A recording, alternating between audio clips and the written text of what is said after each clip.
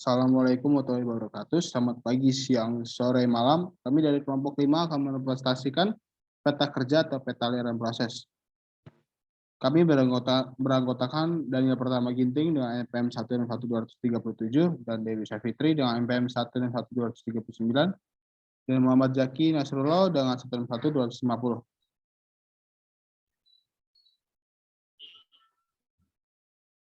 Baik, di sini pembahasan yang akan dibahas yaitu yang pertama ada peta kerja, yang kedua simbol peta kerja, yang ketiga kelompok peta kerja, yang keempat peta aliran proses, yang kelima kegunaan peta aliran proses, yang keenam macam-macam peta aliran proses, dan yang terakhir ada pembahasan soal praktikum. Yang pertama ada peta kerja. Menurut Seta Laksana 2006, peta kerja merupakan suatu alat yang menggambarkan kegiatan kerja secara sistematis dan jelas. Sedangkan menurut Sri Tomo 2008, peta kerja merupakan alat komunikasi yang sistematis dan logis guna menganalisa proses kerja dari tahap awal sampai tahap akhir.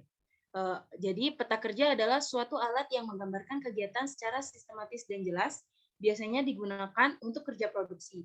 Nah, melalui peta kerja kita dapat melihat semua langkah atau kejadian yang dialami suatu benda kerja dari mulai masuk ke lantai produksi sampai akhirnya ke gudang atau produk jadi.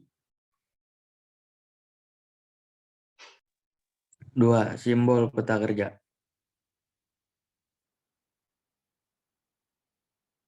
Adapun simbol-simbol yang digunakan dalam membuat peta kerja adalah yang pertama simbol lingkaran menandakan operasi, persegi menandakan pemeriksaan, anak panah menandakan transportasi, setengah lingkaran menunggu atau delay, segitiga terbalik menyimpan.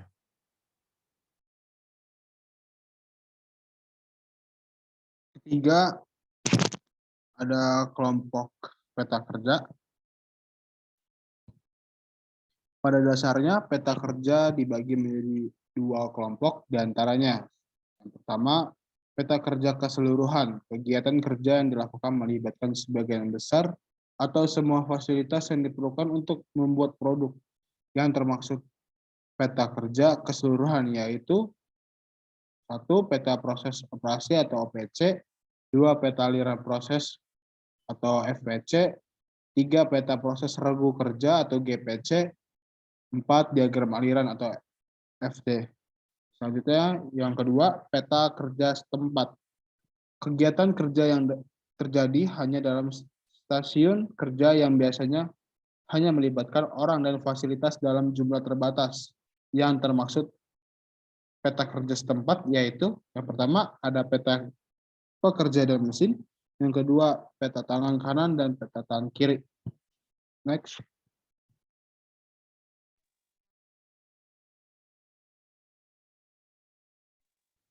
Suatu diagram yang menunjukkan urutan-urutan dari operasi, pemeriksaan, transportasi, dan menunggu penyimpanan terjadi selama satu proses atau prosedur berlangsung. FPC ini sangat bermanfaat untuk menganalisis hidden cost seperti perpindahan material dan waktu menunggu atau kosong. Macam-macam peta aliran proses. Peta aliran proses tipe bahan menggambarkan kejadian yang dialami bahan dalam suatu proses atau prosedur operasi. Peta aliran proses tipe orang menggambarkan suatu proses dalam bentuk aktivitas manusianya.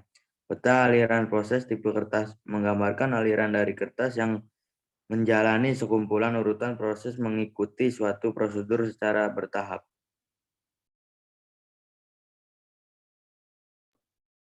Yang kelima ada kegunaan peta aliran proses. Kegunaan yang pertama yaitu mengetahui aliran bahan, aktivitas, atau aliran kertas dari awal masuk dalam suatu proses atau prosedur sampai ke aktivitas terakhir. Yang kedua, memberikan informasi mengenai waktu penyelesaian suatu proses atau prosedur. Yang ketiga, mengetahui jumlah kegiatan yang dialami bahan, orang, atau kertas selama proses atau prosedur berlangsung. Yang keempat, alat untuk melakukan perbaikan-perbaikan proses atau metode kerja. Yang kelima, khusus untuk peta yang hanya menggambarkan aliran yang dialami oleh suatu komponen atau satu orang secara lebih lengkap. Keenam, ada macam-macam peta aliran proses. Menurut Apple tahun 1990, routing sheet merupakan langkah-langkah yang dicakup dalam memproduksi komponen tertentu dan rincian yang perlu diketahui dari hal-hal yang saling berkaitan satu sama lain.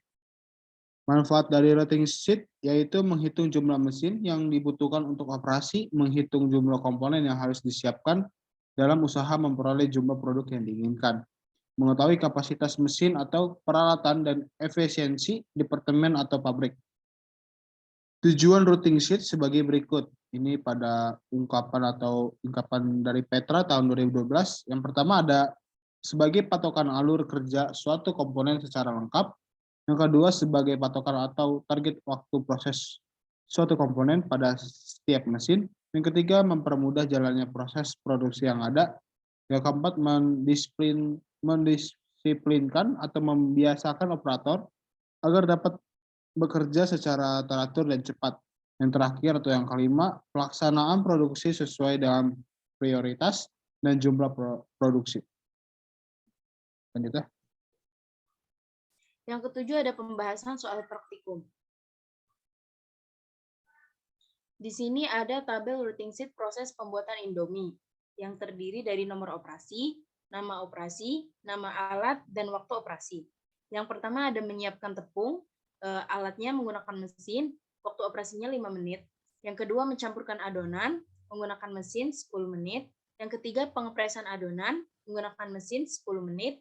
Yang keempat, memotong lembaran adonan, menggunakan mesin 15 menit. Yang kelima, proses pengukusan, menggunakan mesin 20 menit. Yang keenam, pemotongan dan pelipatan mie, menggunakan mesin 10 menit.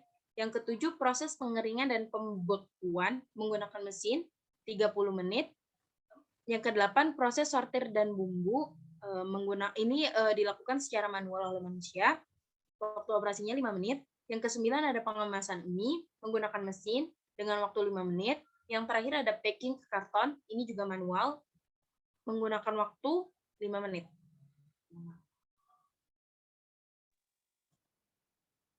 Selanjutnya ada struktur produk proses pembuatan Indomie. Dalam struktur ini, pembuatan Indomie dibagi dalam dua itu.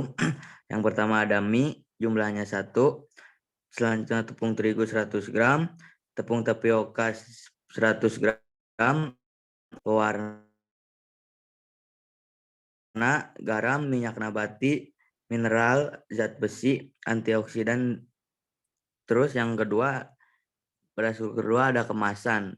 Jumlah 1, kemasan plastik 1, kemasan karton 1, dan bumbunya 3.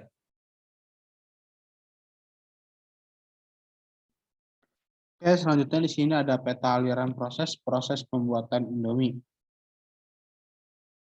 Oke, untuk nama pekerjaannya adalah pembuatan mie Indomie. Dan di sini adalah kita checklist di sini bahan, dan kita checklist juga di sini sekarang ditetapkan oleh kelompok 5, tanggal ditetapkannya 4 Juni 2022. Kita langsung ke uraian kegiatan. Yang pertama, menyiapkan tepung. Itu masuk ke dalam proses dengan jumlah 200 gram dan waktunya 5 menit. Lalu ada pencampuran adonan, itu juga masuk ke proses dengan jumlahnya tidak ada dan waktunya 10 menit. Lalu ke pengepresan adonan, itu juga masuk ke proses dengan waktu 10 menit. Pemotongan lembaran adonan juga masuk ke proses, itu waktunya juga 15 menit. Lalu kita masuk ke pengukusan dengan maksudnya ada di penunggu atau tunggu. Ya, menunggu. Lambang menunggu dengan waktunya 20 menit. Lanjut kita ke pemotongan dan pelipatan mie. Itu masuk di dalam operasi dan pemeriksaan. Jadi menggunakan lambang yang digabung. Selanjutnya ada pengeringan dan pembekuan. Itu juga masuknya sama seperti pengukusan di menunggu dengan waktu 30 menit. Lalu ada penyortiran dan pemasukan bumbu, itu masuk ke proses dan pemeriksaan. Lalu ada pengemasan mie, itu juga masuk ke proses dan pemeriksaan. Lalu ada packing, yang terakhir itu packing ke kemasan karton, itu juga proses dan pemeriksaan. Lalu kita ke kegiatan, ringkasan kegiatan. Karena kita memilih centang sekarang, jadi kita mengisi data di sekarang, yaitu operasinya ada 200 gram dan total waktunya ada 40. Lalu operasi dan pemeriksaan ada 5 gram dengan waktunya 25 menit. Lalu di sini ada menunggu dengan waktu 50 menit. Jarak total dari setiap kegiatan ada 115 menit. Oke, sekian dari kelompok kami, kurang lebih yang mohon maaf. Assalamualaikum warahmatullahi wabarakatuh.